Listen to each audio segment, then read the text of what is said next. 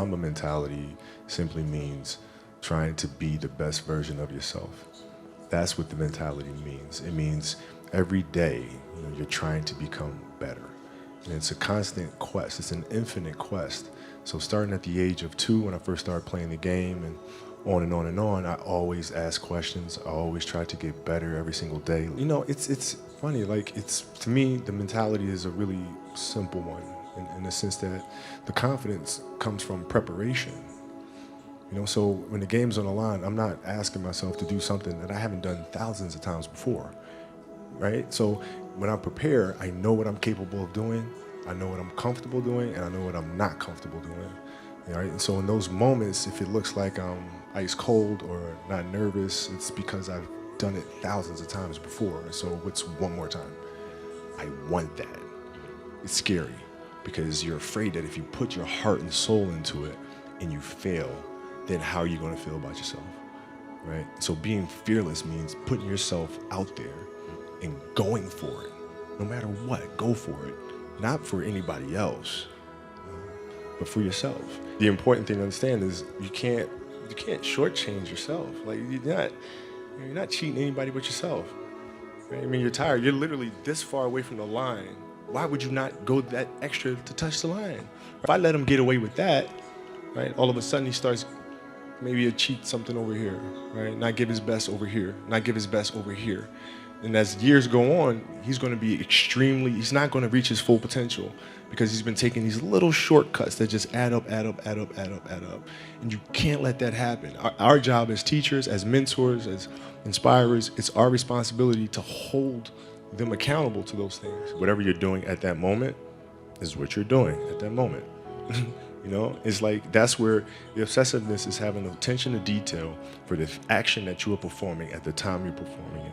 And if you can have that kind of focus, you can't help but to have a certain level of obsession or attention to detail. Always going after it. Always going after it. Always going after it. And if there's a challenge that ensues, oh, good. I want to see how I stack up to that. So you go after it. You go after it.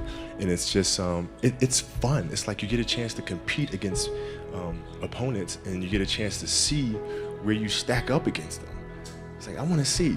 Maybe I'm not good enough today, but that's fine. I'll be good enough the next time I see you, though. And you get a chance to always measure yourself, and it's just fun to do that. So I guess that's where relentlessness comes from. You have to dance beautifully in the box that you are comfortable dancing in. So like everybody's box is different.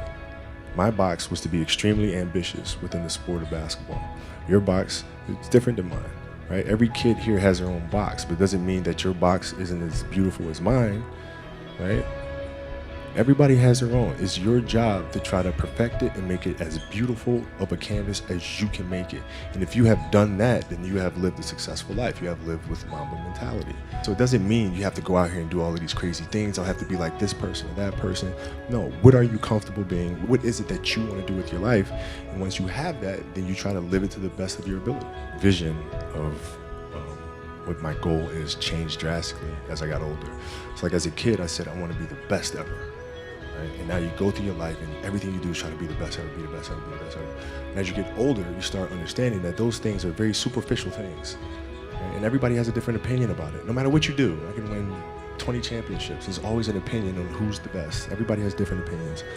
And so I started really kind of understanding, maybe that's not the important thing. Maybe the important thing is to, how do we as a team grow? How do I help my teammates be better? So that was the first change for me. And then as I got older still, it became more about how are you inspiring others, right, to find themselves. That is the ultimate championship. So won 5 championships, that's great. Another team won a championship this year. Team's gonna win a championship next year. Those things come and they go. But what stays is how do you use your passion and use that to inspire somebody else to create their passion? And then how can they pass that on to the next person? That is true success.